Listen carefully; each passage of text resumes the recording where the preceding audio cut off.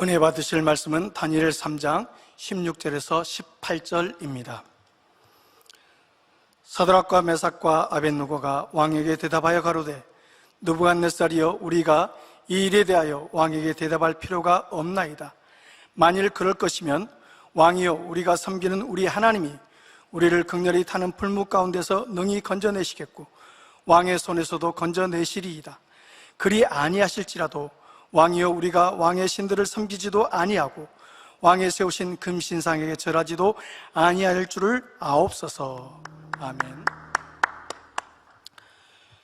오늘 저녁 예배는 가나안성교회 총지도교사이신 이지영 전사님께서 그리 아니하실지라도의 신앙 제목으로 말씀 증거해 주시겠습니다. 특성으로 영광 돌려주신 우리 연진 자매님의 감동적인 연주 감사드립니다. 사랑하는 성도 여러분, 오늘은 2020년 마지막 주일입니다. 올 한 해 코로나로 인해서 성전에서 예배드리지 못하는 시간들이 많았고, 또 이렇게 온라인으로 예배를 드릴 수밖에 없었던 많은 시간들이 있었습니다. 그러나 올 한 해 52주간 이렇게 현장 예배뿐 아니라 온라인 예배를 통해서도 우리의 예배를 받아주시고 영광 받으시며 또한 우리에게 은혜와 축복을 주신 아버지 앞에 모든 감사와 영광을 올려드립니다. 또한 이렇게 너무나 성전에 오고 싶으시지만 성전에 오지 못하시고 있는 곳곳에서 온라인으로 예배를 드리시면서도 또 마음 다해 드리시고 교회와 또 예배를 지키신 우리 성도님들도 수고 많으셨고 또한 감사합니다. 이렇게 교회를 많이 다니는 사람들 중에서는 복받기 위해서 다니는 사람들도 있고 또 그냥 마음이 편안하니까 교회 간다 하는 사람들도 더러 보게 되는데, 본교회에서 신앙생활 하시는 저와 여러분들은 버릴 것도 많고 지켜야 될 것도 많은 그런 조금 더 좁은 길을 가는 신앙생활 하면서도 감사하고 기뻐하며 충성되이 달려가시니 우리 아버지께서 참된 복을 주실 줄로 믿습니다. 이제 며칠이 지나면 새해를 맞게 되고 우리 성도님들이 사모하시는 송구영신 예배를 드리게 되지요. 송구영신 예배를 드리면서 신년 기도 제목을 써서 낼 텐데요. 그러니 이때쯤이면 올해의 기도 제목은 얼마나 이루었는가 하고 돌아보게 됩니다. 우리 사랑하는 성도님들은 얼마나 이루셨습니까? 다 응답받았습니다 라고 말씀하실 분들도 있을 것이고, 지금 이루어가고 있습니다, 응답받아가고 있습니다 하시는 분들도 많이 있으실 것입니다. 또는 이루기 위해 자신의 노력이나 기도가 부족했던 것을 되돌아보면서 조금은 후회하시는 분도 있을 수 있겠습니다. 그렇다면 새해 기도 제목을 준비하시면서는 내년엔 반드시 더 기도하고 더 공의를 채워서 새해 기도 제목에는 꼭 응답받아야 되겠다 하는 새로운 소망을 품는 그런 시간이 된다면 좋겠습니다. 그런데 혹여 내가 얼마나 열심히 사모하고 기도했는데, 그러고 이루기 위해서 얼마나 열심히 노력했는데 이루어지지 못했네, 응답받지 못했네 하며 마음에 혹시 낙심하신 분은 없으십니까? 하나님께서 이른 비, 늦은 비를 주셔서 가장 적당한 때 열매를 맺게 하실 거니까 올해 응답받지 못했지만 가장 좋을 때 응답해 주실 거야 라고 스스로 마음을 다독이지만, 주변에 응답받아 영광 돌리는 사람들을 보면서 부러운 마음이 들거나 아니면 수년 그 이상을 기다렸던 것들이 응답이 없으므로 혹시나 지친 분은 안 계십니까? 그렇다면 오늘 그리 아니하실지라도의 말씀을 통해 다시 감사함으로 기도할 수 있는 그런 마음이 되시기를 바랍니다. 본론 그리 아니하실지라도 들어가겠습니다. 이 그리 아니하실지라도라는 문장은 익히 많이 들어보셨을 것입니다. 이 구절은 다니엘의 세 친구가 그들의 왕 앞에 고백하였던 말이죠. 다니엘과 그의 세 친구인 아드락, 메삭, 아벳느고는 원래 남유다 사람들로서 바벨론에 의해 그들의 조국 유다가 정복당할 때 바벨론으로 끌려온 포로들이었습니다. 포로로 끌려왔지만 이들은 바벨론의 융화 정책의 혜택을 받아서 왕실의 교육을 받으며 성장하였고, 그리고 결국 바벨론의 관료까지 되었지요. 이 당시 바벨론 왕인 느부갓네살 왕은 세계사에서 네부카드네자르 2세라고 불리는 왕입니다. 뛰어난 왕으로 기록되어 있습니다. 바벨론 역사상 가장 융성했던 시기를 이루고 그 당시 세계에서 가장 강력한 나라로 근동 지역을 제패했다고 기록되고 있지요. 강한 군주로서 세계를 정복했던 만큼 강력한 통치를 했는데요. 그는 정복한 국가의 사람들을 세계 곳곳에 강제 이주시키는 정책을 펴기도 했습니다. 그러나 또 반면 융화 정책을 펴기도 해서 정복한 나라의 사람들 중 뛰어난 사람은 또 택하여서 교육을 시켜 바벨론의 관료로 세우기도 했지요. 얼마나 대단한 왕이었는지 지금도 세계 7대 불가 사이에 거론되는 바벨론의 공중 정원은 이 느부갓네살 왕이 건축했다고 합니다. 그는 이러한 대단한 자신의 권세를 자랑하고픈 마음이 들었던 건지 아니면 아마도 왕권을 강화하기 위한 그런 방책이었을 텐데요. 왕궁 밖에 금신상을 만들고 모든 사람들을 그 앞에서 절하도록 명하였습니다. 그리고 금신상에 절하지 않는 사람들은 풀무불에 던져 넣도록 하였죠. 그러나 여호와 하나님에 대한 신실한 믿음을 가지고 있던 다니엘의 세 친구는 우상 앞에 절하지 않기 위해 왕의 명령에 순종할 수가 없었습니다. 왕 앞에 끌려온 이들은 절하지 않으면 당장 풀무불에 던져 넣겠다는 서슬퍼런 왕의 말에도 우리는 절하지 않겠습니다. 우리 하나님이 우리를 건져내시겠거니와 그리 아니하실지라도 우리는 절하지 않겠습니다. 라고 대답합니다. 그들은 죽음을 코앞에 두고도 두려워하지 않고 이와 같이 고백하는 것이죠.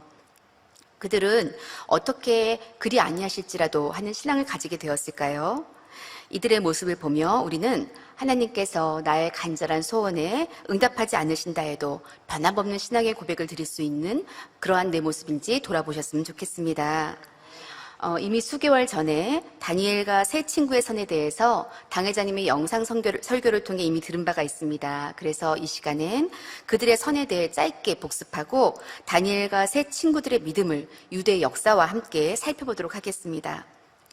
그들이 한결같은 신앙으로 하나님께 영광 돌릴 수 있었던 것은 하나님께서 싫어하는 것이라면 자신들도 철저히 싫어하는 마음, 이러한 선이 있었기 때문입니다. 이것이 그들의 선이라 하셨습니다. 그들이 바벨론의 정책을 따라 선택을 받고 왕궁에서 갈대아 사람의 학문을 배우며 자라던 시절 왕의 진미를 먹는 것을 거부하는 일이 있었죠. 포로의 신분으로 왕의 진미를 먹는 것, 그 같은 대우를 받는다는 것은 특혜이고 또 영광스러운 것이라 여겨질 수 있지만 왕의 진미 중에 우상의 제물로 드려진 음식이 있거나 하나님께서 가증하다 하신 음식이 섞여 있을까 봐 왕의 진미를 거절하였던 것입니다.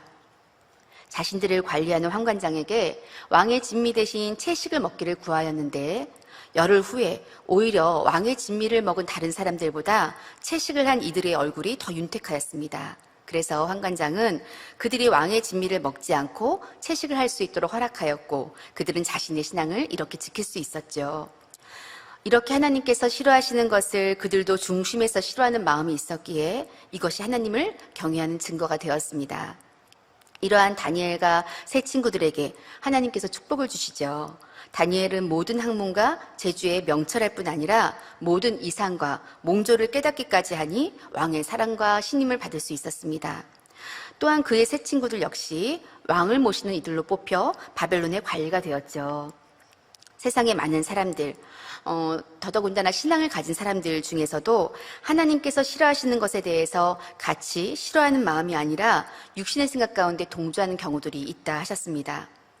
현대에 와서는 더욱 그러한 것들이 드러나 낙태금지법이나 동성애법들에 대한 문제들이 기독교와 관련하여 많이 논쟁되어지는 것을 볼 수가 있지요. 인간적인 생각을 앞세워 하나님의 뜻을 거스르니 종교 화합이라던가 세계 평화나 이러한 말로 하나님의 뜻과 다르게 타협하기도 합니다. 종교 화합, 또 그를 통한 세계 평화 이런 것들이 좋게 들릴 수도 있으나 우리 성도님들은 잘 아실 것입니다.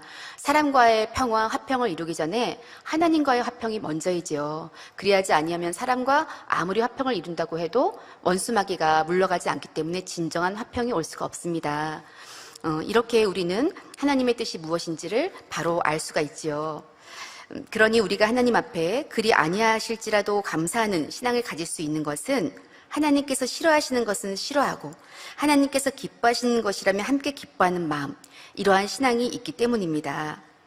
내 뜻, 사람이 보기에 좋아 보이는 것을 택하는 것이 아니라 사람의 귀에 좋게 들리는 것을 택하는 것이 아니라 무엇보다 하나님의 뜻이 중요하다는 기준이 있기 때문이죠. 그러니 다니엘과 그의 세 친구들은 왕의 진미를 먹으며 특혜를 누릴 수 있을지라도 그보다 하나님의 뜻을 지키기를 선택한 것입니다.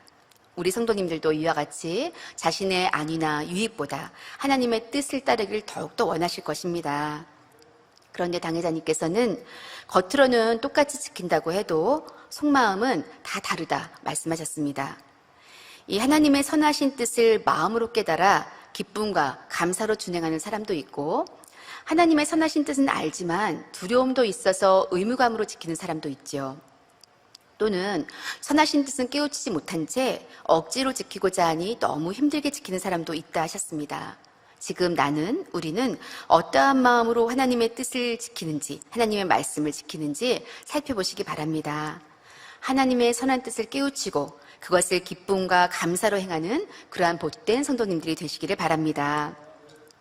두 번째로, 하나님께서 인정하신 새 친구들에서는 하나님의 뜻을 생명의 위협이 와도 절대 타협하지 않는 중심, 그것을 그들의 선이라 하셨습니다. 다니엘과 새 친구들은 느부갓네살 왕에게 인정을 받아 관료가 되었지요. 그리고 수년이 흘렀을 것입니다. 바벨론 사회에 적응하고 살아갈 만한 시간이 흐른 것이죠. 그러던 중 새 친구는 금신상에게 절하라는 명령을 받습니다. 절하지 아니하면 풀문불에 던져 넣는다는 것이죠. 그러나 이때에도 새 친구는 타협하지 않고 오히려 죽음을 택합니다. 세월이 지나 가난했던 사람이 부유해지면 가난했던 어려움을 잊기도 하고, 또 어려운 시절을 잊어버리고 교만해지거나 나태해지기도 합니다. 어려운 시절 가졌던 마음가짐이나 목표, 신념들이 변질되는 일을 덜어 볼 수도 있습니다. 안타깝게도 우리나라의 독립운동을 하셨던 분들 중에도 나중에 이렇게 변질된 분들이 있었습니다. 처음에는 자신의 안위보다 조국의 안위를 위해 생명을 걸고 독립운동을 시작하였지만, 시간이 많이 흐른 후에 독립운동을 멈추고 오히려 침략국인 일본 정부를 돕기까지 하였습니다. 그래서 안타깝게도 세월이 지나 역사의 변절자라 기록되어 있는 유명인들이 있습니다. 그 중에는 이름 있는 대학의 높은 직책을 맡았던 분도 있는데요. 그분은 왜 변질되었습니까? 라고 하는 질문에 많은 시간이 흘러 나라의 독립이 아니올 줄 알았습니다. 라고 답하였다는 것을 들어본 적이 있습니다. 다니엘의 새 친구도 이렇게 세월이 흘러 그들의 신념이 희미해질 수도 있었을 텐데 이들은 그러지 않았습니다. 바벨론에서 관리로 살아가면서 이방의 문화에 어느 정도 젖어들었을 수도 있고, 또 안전된 위치를 얻어서 현실에 적응했을 수도 있지요. 그리고 그들의 고국이 회복된다거나 재건될 기미가 보인 것도 아닙니다. 그러나 그들의 신앙은 변하지 않았습니다. 사드락, 메삭, 아벳느고에게 느부갓네살 왕이 이와 같이 얘기하죠. 만일 절하지 아니하면 즉시 너희를 극렬히 타는 풀무불에 던져 넣을 것이니 능히 너희를 내 손에서 건져낼 신이 어떤 신이겠느냐 합니다. 그러자 이들이 이렇게 대답합니다. 다니엘서 3장 17절 18절에 우리가 섬기는 우리 하나님이 우리를 극렬히 타는 풀무 가운데서 능히 건져내시겠고 왕의 손에서도 건져내시리이다.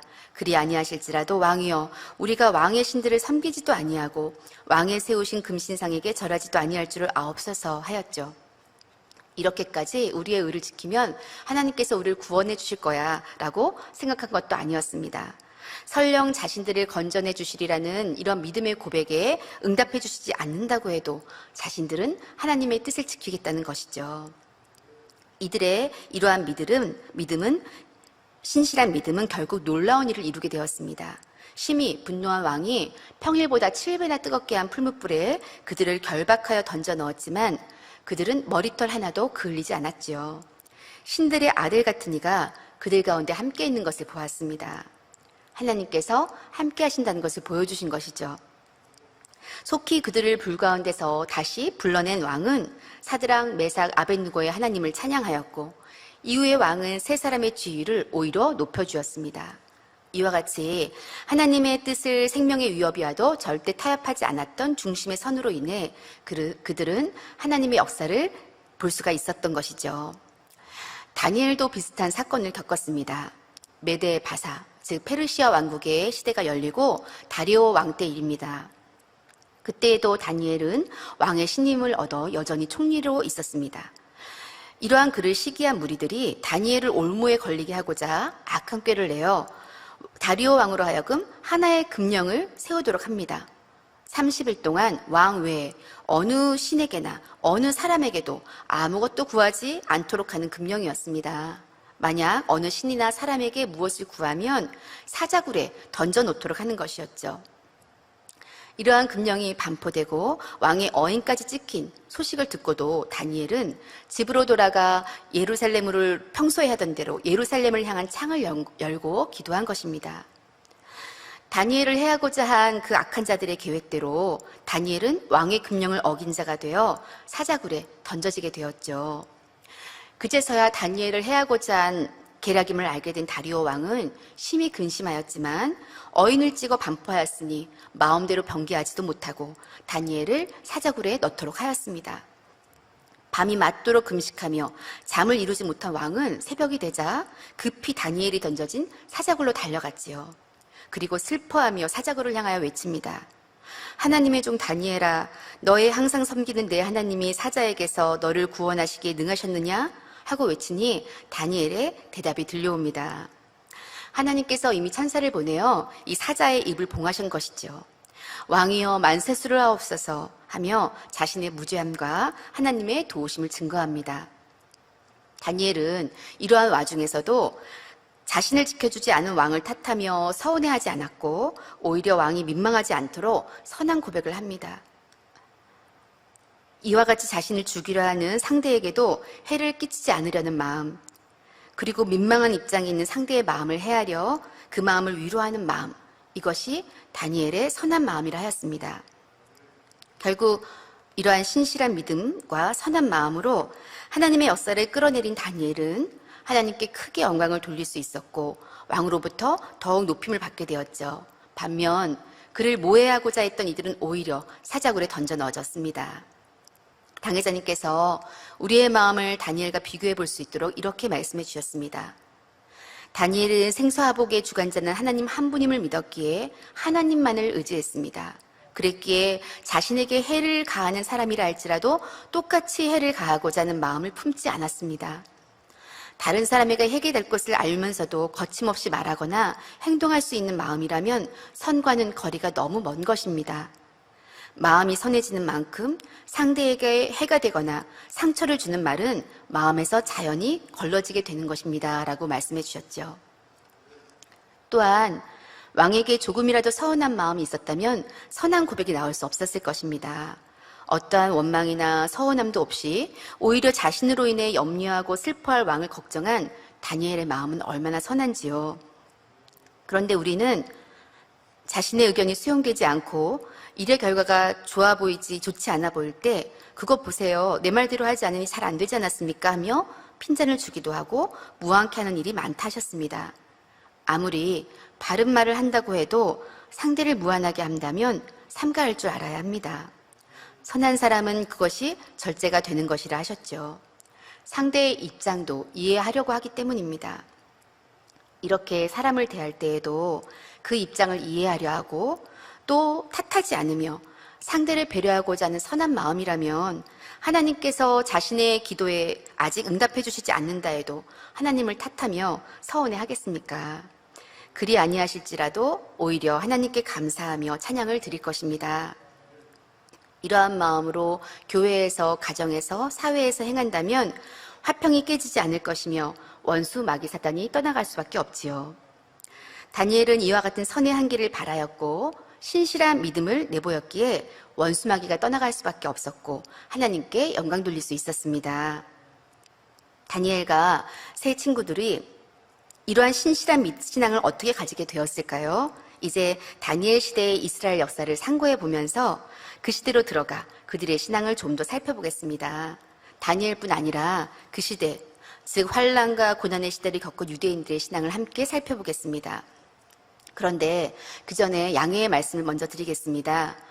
지금 설명하고자 하는 유대 왕국의 시대는 하나님의 심판을 받아 결국 이방 나라에 의해 망하게 되는 시기입니다. 그런데 우리 성도님들은 모든 말씀을 자신의 말씀으로 들으려 하시기 때문에 혹시 이러한 심판의 때에 대한 말씀을 자신 또는 우리 교회를 향한 지적으로 들으실까봐 염려하여서 부연 설명을 드립니다. 분명 유다에 임한 심판의 시대와 우리 교회가 거쳐가고 있는 축복의 연단의 시간은 그 목적도 다르고 의미도 다릅니다.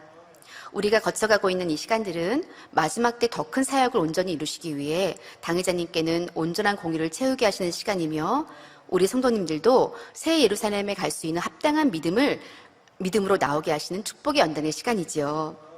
단지 지금 이스라엘의 역사를 통해 배우는 것은 혹독한 시간을 거치면서도 신앙을 지키고 오히려 회복을 이루게 된 유대인들의 신앙을 통해 신앙적인 도전을 받자는 의미로 받아들이시면 좋겠습니다. 본론으로 돌아가겠습니다.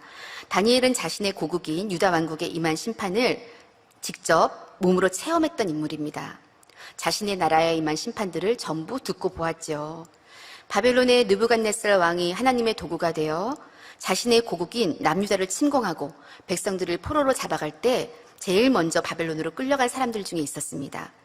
사랑하는 고국이 하나님께로부터 받는 심판을 목도할 때 다니엘의 마음은 얼마나 아팠을까요? 심판의 아픔을 견뎌야 했던 다니엘의 이름에는 하나님은 나의 심판자라는 뜻이 있다고 하니 육으로 본다면 참으로 아픈 쉽지 않은 생을 살았으리라 예상할 수 있습니다. 그 시대를 살아갔던 유대인들은 험난한 삶을 살아야 했지요. 하나님의 심판이 임한 시대를 살아야 했기 때문입니다. 이스라엘은 애굽에서 나와 광야를 거쳐 하나님이 기업으로 주신 가나안 땅에 정착하였고 하나님의 축복의 말씀을 받기도 했지만 그들의 역사를 상고해 보면 항상 축복만 받아갔던 것이 아닙니다. 사사 시대를 비롯해 그 이후에도 이스라엘이 하나님을 떠나면 하나님께서는 그들이 깨우쳐 돌아올 수 있도록 이방 나라를 통해 징계하셨죠. 그래도 돌이키지 못하는 지경에 이르자 결국 북이스라엘은 아수르에 의해 멸망당하게 되고 남유다 역시 바벨론에 의해 멸망당함으로 하나님의 심판을 받게 된 것입니다. 하나님께서는 어느 날 갑자기 심판의 불을 쏟아부으신 것은 아니었습니다. 이스라엘이 회개하도록 선지자들을 통해 수없이 외치셨죠. 하나님은 여러 번 돌이킬 기회를 주셨지만 우상 숭배와 악행으로 인한 유다는 더럽혀졌고 결국 므낫세 왕 때에 극에 달하여 그 한계선을 넘고 맙니다. 사사 시대에도 그러했고 솔로몬 때를 거치면서 이방 종교의 영향이 계속 있었는데 거기에 더해 므낫세 왕은 더욱 악을 행하였죠.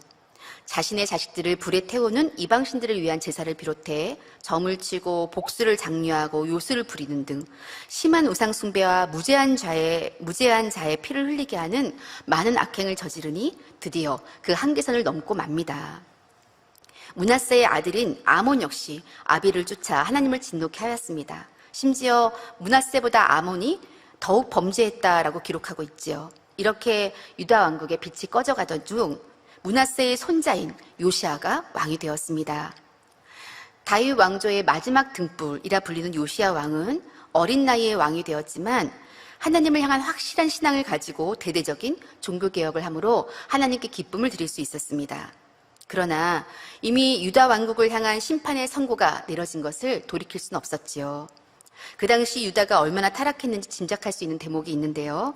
열왕기하 23장 7절에 요시아가 개혁을 할 때 또 여호와의 전 가운데 미동의 집을 헐었더라 라는 구절이 나오는데 이 미동은 남자 창기들의 거처란 뜻입니다.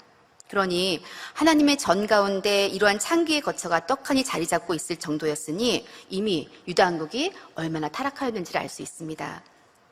그러니 하나님께서는 요시야 이후에 유다 왕국이 멸망할 것을 말씀하십니다. 역대하 34장 24절 25절에 여호와의 말씀이 내가 이곳과 그 거민에게 재앙을 내리되 곧 유다 왕 앞에서 읽은 책에 기록된 모든 저주대로 하리니 이는 이 백성이 나를 버리고 다른 신에게 분향하며 그 손의 모든 소위로 나의 노를 격발하였음이라. 그러므로 나의 노를 이곳에 쏟음에 꺼지지 아니하리라 하신 것입니다. 다만 하나님을 기쁘시게 한 요시야만은 유다에 임할 재앙을 보지 않으리라고 덧붙이셨죠. 그리고 말씀하신 그대로 요시야가 죽자 남유다에는 심판이 임하기 시작합니다. 그동안 출애굽 1세대로부터 지난 860년 동안 계속 쌓아왔던 악에 대한 총체적인 심판이 남유다의 멸망으로 임하게 된 것이죠. 하나님이 심판의 기준 삼으신 한계에 차오르다 결국 므낫세와 그의 아들 아몬 그리고 아버지 요시야를 닮지 않았던 그의 아들들이 그 한계선을 넘어선 것입니다.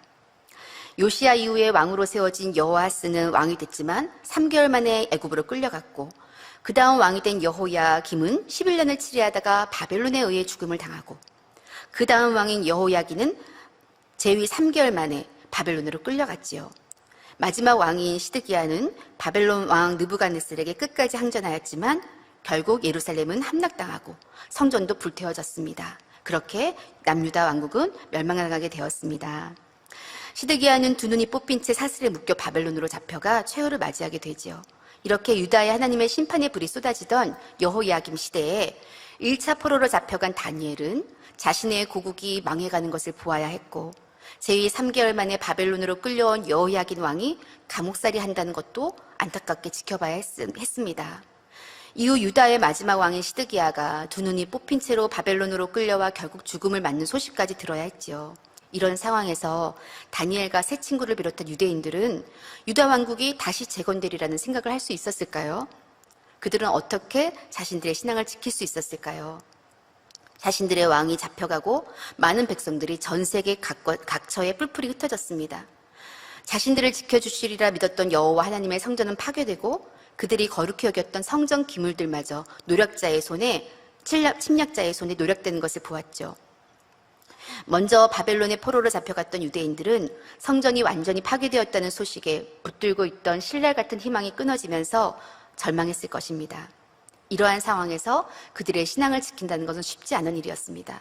그런데 이때 하나님께서 이스라엘 민족을 택하신 이유를 엿볼 수 있습니다. 그들의 조상 야곱이 그러했듯 끝까지 포기하지 않고 더욱더 하나님을 찾는 모습을 볼 수 있습니다. 이때 그들의 신앙을 붙들어 주었던 가장 큰 힘은 경전, 하나님의 말씀이었습니다. 말씀을 통해 하나님의 뜻을 깨우치고 신앙을 회복함으로 하나님께서 그들을 고치시고 온전케 하실 공의를 채워간 것입니다. 부모님이 자녀를 혼내는데 자녀가 왜 혼났는지 모른다면 그래서 자신의 잘못을 고백하고 다시는 그러지 않겠다고 다짐하지 않는다면 부모는 자녀가 깨우칠 때까지 계속해서 혼내지 않겠습니까? 우리 부모님들 자녀들한테 너 뭐 잘못했는지 말해봐 이렇게 얘기하시기도 하잖아요. 다시 그럴 거야 안 그럴 거야 이렇게 묻는 것처럼 자녀가 깨우칠 때까지 혼낼 것입니다. 부모의 마음은 그 자녀가 좋은 길로 가기를 원하기에 혼내는 마음은 아프다 할지라도 자녀가 깨우칠 때까지 자신의 잘못을 인정하고 돌이킬 때까지 혼을 내서라도 바로잡고자 할 것입니다. 다행히도 유대인들은 자신들이 하나님 앞에 왜 심판받는지 말씀을 통해 하나님의 뜻을 찾아갔습니다. 그들을 지켜주지 않으신 하나님을 원망하고 떠나버린 것이 아니라 왜 자신들이 이렇게 지킴받지 못했는지, 왜 심판을 받게 되었는지 그 이유를 찾는 것이지요. 심판을 예고했던 선지자들의 말을 귀담아 듣지 않았던 것을 회개하며 이제야 하나님의 참 선지자들의 선포를 듣기 시작했습니다. 그전에는 그러하지 않았습니다. 유다의 마지막 왕인 시드기야 시대의 선지자 예레미야는 유다의 하나님의 심판이 임하여 바벨론에 의해 망할 것이라는 예언을 하였지만 왕도, 귀족도, 제사장도, 백성들도 아무도 예레미야의 예언을 듣지 않았지요. 자신들의 귀에 듣기 좋은 소식이 아니었기 때문입니다. 그들은 하나님의 뜻이 무엇인지 알려고 하지 않았습니다. 예레미야 이전에도 그러했습니다. 예레미야 이전의 선지자 이사야 또한 이방 나라들로 인해 북이스라엘이 멸망할 것과 남유다 왕국 또한 심판을 받을 것을 예언했습니다. 이것을 받아들이기 싫었던 므낫세 왕이 이사야를 톱으로 썰어 죽이고 말죠. 그 뒤로 한동안 유다에는 하나님의 예언이 임하지 않았습니다. 하나님의 선지자가 말씀을 외치지 않았던 30여 년간 그 시간을 틈타 유다 왕국에는 거짓 선지자들이 많이 일어났지요. 왕과 권력자들이 원하는 대로 거짓 예언하는 일들도 있었습니다. 드디어 하나님께서는 예레미야와 몇몇 선지자들을 통해서 바벨론을 자극하지 말도록 경고하셨습니다. 예레미야는 유다 나라에 향한 하나님의 심판을 알고 바벨론에게 항복하도록 권유합니다. 그러나 예레미야의 예언과는 정반대로 바벨론은 멸망할 것이고 포로들은 돌아올 것이라고 선포하는 거짓 선지자들의 말을 더욱 의지한 시드기야 왕은 바벨론에 대적하기로 하지요. 왕뿐 아니라 백성들도 거짓 선지자들의 말을 믿고 싶어 했습니다. 그들은 자신들의 마음을 위로할 좋은 소식만을 듣고 싶어 했기 때문이죠. 더욱이 시드기야 왕은 끝까지 자존심을 꺾지 않았습니다. 적에게 항복하는 수치스러운 왕이 되기를 원치 않은 것이죠. 그래서 결국 하나님의 뜻을 알고도 자존심을 꺾지 않은 시드기야 왕 때문에 끝까지 항전하였던 시드기야로 인해 유다 백성은 더한 고통을 겪어야 했고 유다의 경노한 느부갓네살 왕은 시드기야 왕을 더욱더 비참하게 죽일 수밖에 없었습니다. 다니엘 시대에 바로 이러한 유다 왕국의 상황이 펼쳐진 것입니다. 전능하신 하나님께서 하나님의 백성을 적들에게서 건져내셨던 놀라운 일들이 역사 속으로 사라지고 하나님이 택하신 민족이라는 자부심으로 대단했던 그들은 포로로 잡혀가 이방 나라에서 굴욕을 당하는 신세가 되었죠. 그런데 이때 유다 민족들은 하나님을 원망하거나 낙담하고 있지 않았죠. 자신들이 왜 이러한 심판을 받게 되었는지 오히려 더욱더 고민했습니다. 그리고 그들은 멀리했던 하나님을 가까이 하고 간절히 다시 찾기 시작합니다. 하나님을 가까이 하기 위해 무엇을 먼저 했을까요? 앞서 말씀드린 대로 그들은 하나님의 뜻을 알기를 노력했습니다. 이방 나라였기에 하나님의 성전을 지을 수는 없었지만 예루살렘을 향한 방향으로 회당을 짓고 그곳에서 하나님의 경전을 읽고 가르치기 시작했습니다. 그들이 다시 읽어 내려가기 시작한 경전에는 그들을 하나님의 택하신 백성이라 써 있었고 축복받은 자들이라 써 있었지만 현실은 말씀과 많이 달랐습니다. 그러나 그들은 그 말씀이 왜 이루어지지 않았는지 자신들에게서 답을 찾으며 큰 회개의 운동이 일어납니다. 물론 마음에 할례하는 시대, 신약 시대가 아니기 때문에 율법적인 측면에서의 각성이었지만 이전에 안식일을 제대로 지키지 않은 것이나 우상을 숭배했던 것, 이러한 것들을 회개하며 이제 더 하나님 말씀대로 살기로 결단하는 큰 영적인 각성이 일어납니다. 심판의 고난을 받으며 그들은 오히려 하나님의 백성으로 거듭난 것이죠. 그런데 이것은 이미 이사야서에 예언된 바입니다. 이스라엘의 모든 소망이 끊어진 때에 하나님께서는 이스라엘을 회복하게 하실 것이란 예언이었죠. 하나님께서는 유다를 향한 계획이 있으셨습니다. 하나님께서는 하나님의 백성이 자신을 떠나 타락하며 우상을 섬겨 헛된 삶을 살기를 원치 않으셨죠. 그렇기에 사람 막대기와 인생 채찍으로 그들을 징계해서라도 하나님께로 돌아오게 하시고 다시 하나님의 자녀로 삼고자 하신 것입니다. 이스라엘 민족뿐이 아닙니다. 인류에 대한 하나님의 뜻이 계획이 있으시죠. 이사야서 40장부터 시작되는 이스라엘에 대한 회복의 말씀은 곧 이어져 이스라엘에게뿐 아니라 인류에게 궁극적인 회복을 위해 예수 그리스도께서 오실 것을 예언하고 있습니다. 인생들이 하나님을 알지 못하고 그 말씀 안에 살지 못하고 그대로 원수마귀의 밥이 되기를 원치 않으셨기에 때로는 연단을 허락하시고 심지어 심판을 허락하시기까지 하나님을 다시 찾게 하시고 영적인 각성을 하게 하심으로 정금과 같이 하나님의 자녀로 나오게 하시는 것이죠. 때로는 우리의 생각과 하나님의 생각이 다른 것을 보지요. 보이는 현실을 생각한다면 하나님의 뜻을 이해하지 못할 때가 있습니다. 욥의 경우를 생각해 보겠습니다. 욕으로 생각하면 욥이 하나님 앞에 항변하는 내용에 일리가 있다 할 수 있지요. 욥이 이렇게 구제도 많이 하고 하나님을 경외하여 흠없이 살았는데 왜 그런 심한 연단을 주셨을까? 그러나 우리는 잘 알고 있습니다. 의로운 욥일지라도 더 깊은 마음속에 있는 악들을 발견하게 하심으로 더욱 온전한 욥을 만들어 축복을 주고자 하신 것입니다. 결국 하나님의 욥을 향한 선한 계획은 이루어졌지요. 이렇게 우리의 짧은 생각으로는 하나님의 뜻을 다 판단할 수 없는 것들이 많이 있습니다. 다니엘과 새 친구들의 신앙으로 돌아가 보겠습니다. 이들은 바벨론으로 잡혀온 뒤 자신들의 조국 유다의 멸망 소식을 들었고 하나님의 성전이 완전히 회파된 것도 들었습니다. 여호와긴 왕의 감옥살이와 시드기야 왕의 비참한 죽음의 소식도 들으며 가슴 찢어지는 아픔도 있었습니다. 그러나 이들은 하나님을 원망하지 않았고 이제 하나님은 우리를 돌아보지 아니하시는 것보다 하고 낙담하지도 않았지요. 여전히 여호와는 전지전능하신 유일한 하나님이시며 그분은 물 가운데서도 불 가운데서도 건지시는 분임을 의심치 않았습니다. 그러기에 풀무불 가운데 던져져도 하나님께서 건져주실 것을 고백하는 것이며 사자굴에 들어갈지라도 두려워하지 않는 것이죠. 또한 하나님의 온전하심을 믿었기에 자신의 생각과 뜻을 고집하지 않았습니다. 그리 아니하실지라도 하나님은 언제나 옳으시다는 고백을 드린 것이지요. 하나님의 선하시고 자비하심은 끝이 없다는 고백을 그들의 삶의 모습을 통해 드린 것입니다. 이들처럼 유다 백성은 하나님의 말씀을 신실하게 믿었습니다. 내가 너를 사랑한다, 내가 너를 택하였다 하는 약속을 그 말씀과는 다른 현실 앞에서도 끝까지 믿었습니다. 내가 너희를 심판한다 하는 말씀이 자신들에게 임한 것을 인정하였고 다시 회복하리라 하는 말씀까지 믿었지요. 그렇기에 그 무서운 심판 앞에서 오히려 더욱 하나님께로 돌아오는 신앙의 모습을 보입니다. 나라를 잃은 아픔과 절망스러운 상황에서도 희망을 잃지 않았고 오히려 자신들의 잘못을 돌아보고 회개하며 돌이키며 그뿐 아니라 처한 환경에서 최선의 삶을 살아간 것입니다. 결국 이들이 믿은 대로 하나님의 예언하신 대로 포로 생활 70년이 찾아 고레스 왕을 통해 유다 백성의 포로 귀환이 선포되어졌고 그들은 그토록 그리워하던 고국 땅 시온성으로 돌아올 수 있었습니다. 이스라엘의 심판의 역사와 우리가 받는 축복의 연단은 분명 목적도 의미도 다르지만 택함받은 이들이 더 높은 기준의 잣대로 측정받으며 중요한 사명을 감당할 제목으로 만들어져야 한다는 관점에서는 앞서 역사를 만들어간 유대인들의 신앙에 도전받아야 할 부분들이 분명히 있을 것입니다. 서두에 말씀드린 것처럼 올해 또는 수년간의 기도 제목이 있었을 것이고 어떤 것은 아직 응답받지 못해 여전히 간절한 기도 제목으로 삼고 있는 경우도 있지요. 마음에 소원하는 일이 분명히 선한 일이고 그것이 분명 하나님의 나라를 이루는 일 같은데도 당장 응답이 주어지지 않을 뿐 아니라 여전히 연단을 통과해야 하다는 애써야 하는 경우도 있습니다. 그래야 할 때 우리도 유다 백성들처럼 오히려 하나님께 더욱 가까이 하는 모습이 되어야 되겠습니다. 응답하지 않으신 하나님을 오해하는 것이 아니라 하나님의 뜻을 알고자 간절히 구하고 자신에게서 그 답을 찾고자 영적인 각성을 위해 기도해야 할 것입니다.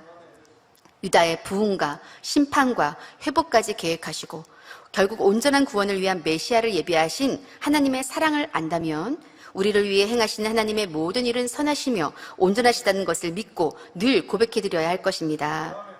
그리스도를 통해 완성된 사랑의 증거를 본 것이 아님에도 그들은 회복하리라는 하나님의 말씀을 붙들고 믿음을 지켰습니다. 우리는 하나님의 사랑의 증거를 예수 그리스도의 십자가를 통해 이미 보았기에 중심에서 하나님의 사랑을 고백해야 할 것입니다. 또한 38년간 목자의 권능과 말씀을 통해 우리와 함께 해주신 아버지 하나님의 사랑의 증거를 보았기에 더욱 변함없는 믿음과 사랑으로 달려가야 할 것입니다. 응답해 주시는 것도 당연히 하나님의 사랑이지만 아직 응답하지 아니하시는 것 또한 하나님의 사랑임을 알기에 그리 아니하실지라도 감사하는 신앙을 이루며 진정 아버지 하나님이 우리에게 향하시는 온전하신 뜻이 무엇인지 열심히 찾아 구해 나가야 하겠습니다. 올 한 해를 돌아볼 수 있는 며칠이 남았습니다. 한 해 동안 우리 자신의 신앙을 돌아보는 귀한 시간이 되시기를 바랍니다. 또한 교회적인 연단의 시간들 속에 일꾼으로서 어떻게 달려왔는지를 상고해보는 시간이 된다면 좋겠습니다. 축복의 말씀과 다른 현실 앞에서도 믿음과 소망을 잃지 않되 진정 하나님께서 우리에게 원하시는 뜻이 무엇인지를 간절한 마음으로 구함으로 우리를 회복하게 하시고 부활하게 하실 날이 멀지 않은 소망찬 새해를 맞이하실 수 있기를 바랍니다. 말씀을 생각하시며 함께 기도하시겠습니다. 사랑의 아버지 하나님 감사드립니다. 이렇게 아버지 믿음의 선진들이 그 어떠한 상황과 형편 가운데서도 아버지 주신 말씀을 꼭 붙들고 그 믿음을 지켜나갔게 까닭에 하나님의 아버지 예언 바로 회복하리라 하셨고 부활하리라 하신 그 모든 말씀들이 이루어질 수 있었던 것처럼 오늘의 우리에게도 주신 연단의 시간들 동안 우리 가운데 향하신 아버지의 뜻이 무엇인지를 간절히 구하게 하시며 또한 그 동일한 아버지 변함없는 믿음과 사랑 가운데 달려가게 하심으로 우리 가운데 주신 모든 말씀들 목자와 또 만민에게 주신 모든 말씀들을 이루어갈 수 있는 우리 모든 만민의 성도님들이 될 수 있도록 축복하여 주옵소서. 감사드리며 우리 주 예수 그리스도 이름으로 기도합나이다. 아멘. 영상을 통하여 당장의 환자에 의한 기도를 받으실 때 아픈 곳이나 연약한 곳 위에 손을 얹고 기도 받으시고 아프지 않는 분들은 가슴에 손을 얹고 마음의 소원을 위해 믿음으로 기도 받으시길 바랍니다. 할렐루야. 전능하신 사랑의 아버지 하나님, 이 시간 기도 받는 모든 성도님들 위해 안수하여 주옵소서. GCN과 인터넷과 화상을 통해 기도받는 지교회와 지성전 그리고 전세계 하나님의 자녀들 위에도 시공간을 초월하여 역사하여 주시기를 원합니다. 믿어지는 믿음을 주시고 부정적인 생각과 의심의 세력을 물리쳐 주옵시며 모든 시험 환난도 물리쳐 주옵소서.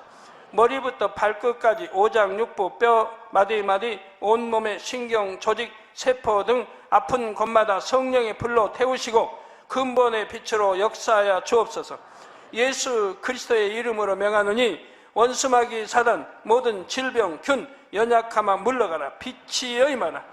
모든 불치 난치병도 성령의 불로 태워 깨끗하게 역사하여 주옵소서. 말라리아를 비롯한 모든 풍토병도 물리쳐 주옵소서. 감기, 기침, 열, 몸살, 독감 등 각종 유행성 질병도 다 물러가라. 어떠한 유행성 질병 균도 틈타지 않게 지켜 주옵소서. 위암, 폐암, 간암, 유방암, 자궁암, 대장암, 피부암 등 각종 암과 에이즈, 백혈병, 뇌졸중, 고혈압, 저혈압, 심장병, 폐병, 위장병, 당뇨, 부인병, 피부병, 갑상선 질환과 모든 염증도 깨끗게 하여 주옵소서. 소아마비, 중풍, 관절염, 디스크도 온전케 하여 주옵소서. 요통, 두통, 신경통을 비롯한 모든 통증은 사라질지어다. 간질, 자폐증, 우울증, 조울증, 노이로제 등 모든 정신질환도 물러가라. 모든 마비된 것도 풀어지고 일어나 걷고 뛸지어다. 눈도 잘 보이게 하옵시고 귀도 잘 들리게 하여 주옵소서. 소경은 눈을 뜨고 기머거리는 들으며 벙어리는 말할지어다. 각종 사고, 후유증도 깨끗게 하시고 부러진 뼈도 붙여 주옵소서. 화상 입은 것도 온전케 하옵소서. 화기야 물러가라. 열도 물러가라. 아버지 흉터도 나지 않게 역사해 주시기를 원합니다. 마약을 비롯하여 각종 약물과 독극물 중독도 깨끗함을 입을지어다. 죽은 신경과 세포가 살아나며 죽은 자도 살아나게 하여 주옵소서. 잉태의 축복도 주시기를 원합니다. 잉태 축복을 받으라. 예수 그리스도의 이름으로 명하느니 원수마귀 사단을 하늘 공중 곳에 잡은 악의 영들아 물러가라. 그의 사자들도 물러갈지니라. 이 땅의 악한 영, 더러운 영, 거짓되고 간사한 영, 이간질하고 미혹하는 모든 어둠들은 물러가라. 모든 흉악의 결박을 풀고 어둠아 물러가라. 빛이여 임하라. 아버지 하나님, 부르짖어 기도할 수 있는 능력을 주시고 죄를 버리고 성결될 수 있는 능력을 주옵소서. 영혼이 잘됨같이 범사에 잘되게 하시고 가정의 복음화도 이루어 주시기를 원합니다.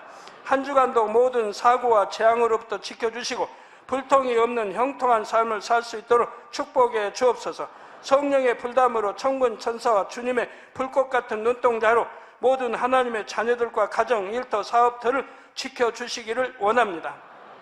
학생들에게 지와 명철을 더하시고 공부도 할 수 있는 뜨거운 마음과 열정도 더하여 주옵소서. 마음과 생각을 세상에 빼앗기지 않도록 지키시고 하나님을 뜨겁게 사랑하는 학생들로 축복하여 주옵소서. 하나님의 자녀들이 먹으나 마시나 입으나 무엇을 하든지 하나님 앞에 영광 돌리는 삶이 되게 축복하여 주시기를 원합니다. 나는 하나님을 만났노라, 체험했노라, 응답 받았노라, 축복 받았노라, 간증하는 입술이 되게 역사하여 주옵소서. 아버지 하나님 감사합니다. 홀로 영광 받으옵소서. 우리 주 예수 그리스도의 이름으로 기도하옵나이다. 아멘. 涙の中おらる主愛の主それは命与える救いの